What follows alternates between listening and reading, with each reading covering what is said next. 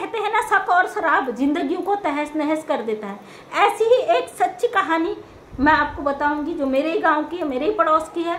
और बहुत दुखी है महिला, पुरुष भी दुखी है, अब क्या कहा जाए इसमें। लेकिन शक और शराब कहते हैं ना जिंदगियों को तहस नहस कर देता है। इसी पर मैं वीडियो को अंत तक देखिएगा, क्योंकि ऐसी घटनाएं बहुत देखने को मिल रही है हमारे समाज में। एक परिवार है, हस्बैंड वाइफ है, उनके 3 छोटे छोटे बच्चे हैं, और शक ने, शराब ने उनके घर को तहस नहस कर दिया। घर बर्बाद हो चुका है, और जो पत्नी है वो इतनी दुखी हो चुकी है, मरूं कि बचूं इस स्थिति में नहीं है। क्योंकि कहानी तब से शुरू होती है जब वो उनका पति छोटा था। पहले से परिवार की जो गाइडलाइन थे बुजुर्गों के अनुसार होते थे, और बच्चे इतने फ्री छोड़ दिए कि वो लड़का जो था बड़ा है, पढ़ा लिखा है, ऐसा नहीं है अनपढ़ भी है, उसकी शादी कर दी जाती है। और अभी तक वो कोई जॉब नहीं करता है, लगभग 40 साल से ऊपर उम्र हो चुकी है, अभी तक जॉब नहीं करते हैं। 3 बच्चे हो चुके हैं, और घर वालों की कमाई से पलते हैं, घर में प्रॉपर्टी उससे पलते हैं, तो उसे कुछ करने की ज़रूरत भी नहीं है। अब पत्नी इतनी परेशान है जिसका कोई अंदाज़ा नहीं लगाया जा सकता।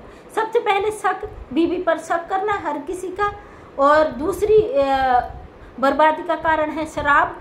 रोज दिन में लड़ाई झगड़े, और रात को जाके पी के आ जाना, और घर में पत्नी से लड़ाई करना, मारपीट करना, बच्चों का वही डर और खौफनाक। और सबसे बड़ी बात, औरत के 3 बच्चे हैं, तीनों सीजर से हुए हैं, और औरत के जब बच्चे सीजर से होते हैं कितनी उसको तकलीफ होती होगी, ये आप समझ सकते हैं अगर जिनके साथ भी ये घटनाएं घटी हैं।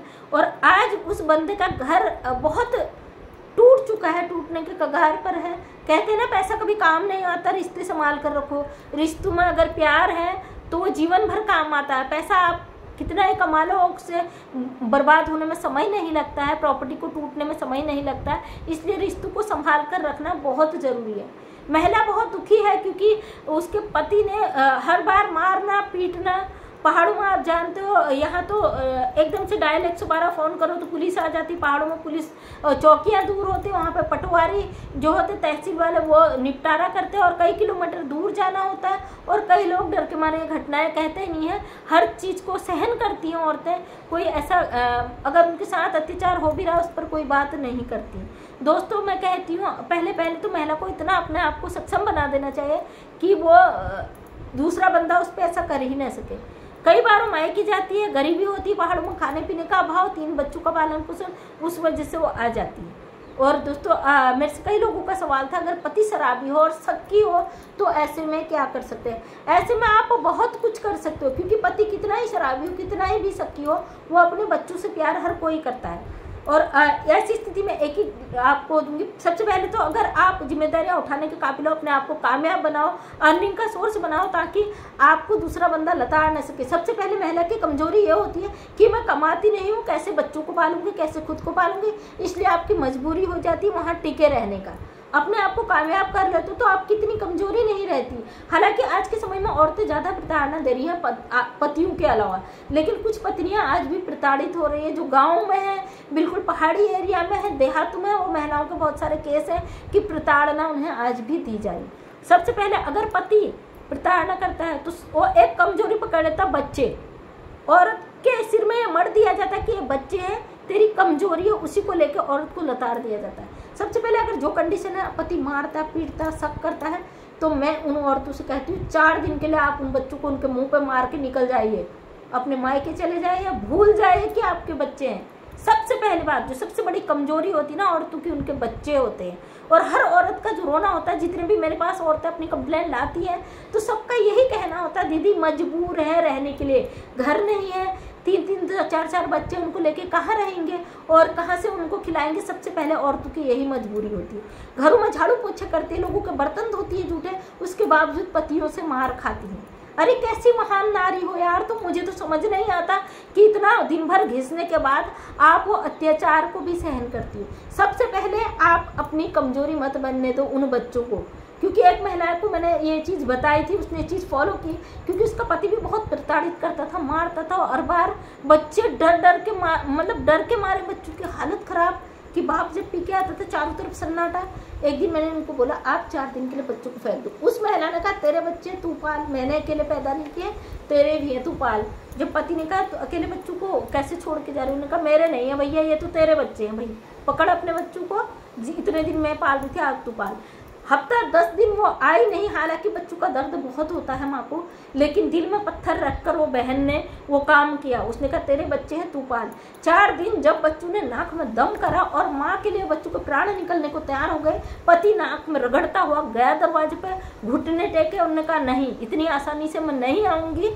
फिर उसने बुलाई गांव की पंचायत, अपने गांव के बड़े बुजुर्गों को, लिखित में एक कागज तैयार करा, आइंदा अगर तुम्हारे साथ इस तरीके से किया गया तो सारे नियम उसमें लिख दिए गए। पति उसी दिन से सुधार आ गया, पति में अगर पी के आएगा भी तो अपने लिमिट, अपने उसमें आएगा। तो मैं हर महिला से कहती हूँ अत्याचार उतना ही सहो जितनी आप में सहन शक्ति हो, इतना मत कि आपको नुकसान हो जाए, आप कोई गलत कदम उठा लो। इसलिए अपनी जिंदगी जीने का अधिकार हर किसी को, उस बंदे को कोई अधिकार नहीं है कि आपके जीवन से सुख को छीने। शादी का रिश्ता पवित्र होता है, 2 परिवार इसलिए मिलते हैं ताकि जीवन को आगे आसानी से चलाया जा सके। अगर वही जीवन गंदा हो जाए, खतरनाक हो जाए, दुख से भर जाए, तो क्या फायदा ऐसी जिंदगी जीने का। आप अपनी जिंदगी रगड़ रगड़ के जी लेते हो, लेकिन वो बच्चे जो आपसे सीखते हैं यही चीज को दोहराते हैं। इसलिए अपने पीछे ये चीज आने ही मत दो। आप स्टेप लोगे ना, कल के दिन आपके बच्चे आप पे सवाल नहीं उठाएंगे। अगर आज आप दर्द झेलोगे, बेइज्जती झेलोगे, तिरस्कार झेलोगे, वही बच्चे आपको वही चीज वापस देंगे। एक मैडम कहानी बता रही थी कि इनके पति डॉक्टर है और बच्चे तिरस्कार करते हैं। ये तिरस्कार बच्चे नहीं करते, हम उन्हें मौका देते हैं, हम उनसे बोलते हैं भाई तुम, हमने सहा है तो तुम भी ये चीजें करो। वो बच्चे हम ही से सीखते हैं। इसलिए हमारे ही घर में बच्चे हमारे साथ अत्याचार करते हैं। अगर हम दूसरे की प्रताड़ना का शिकार होते ना, तो ऑब्वियसली कोई भी हमें प्रताड़ित करके चला जाता है।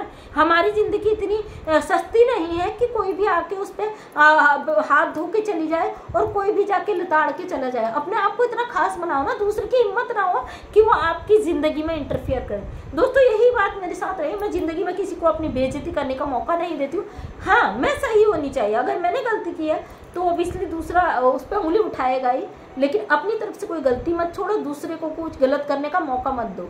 और उस पति को क्या हक है कि जिस माँ बाप ने 20, 25, 22 साल अपनी बच्ची को पाला, उसके बाद तुम्हारे हवाले कर दे। और सबसे बड़ी बात, वो महिला जो है उसके माँ बाप भी नहीं है, भाई भाभी हैं। और बहुत दुख होता है ऐसे रिश्तों में, क्योंकि एक अनाथ बच्ची जब दूसरे घर में जाती है, उम्मीद होती है वहाँ प्यार मिलेगा, अगर वहाँ डबल तिरस्कार मिल जाता है, उसकी ज़िंदगी और भी नरक से बदतर बन जाती है। तो मैं हर महिला से कहती हूँ, चाहे आप गरीब घर से हो, अमीर घर से हो, अपने अंदर शक्ति तो अर्जित कर सकते हो ना। पैसा भी मायने नहीं रखता अगर आपके अंदर ताकत है।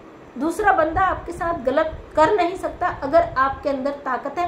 अपने अंतर्मन में इतना ताकत भर दो कि दूसरे की गलत शक्तियाँ आपके अंदर तक प्रवेश न कर सके। तो थैंक यू दोस्तों, अगर वीडियो पसंद आया तो लाइक, शेयर, कमेंट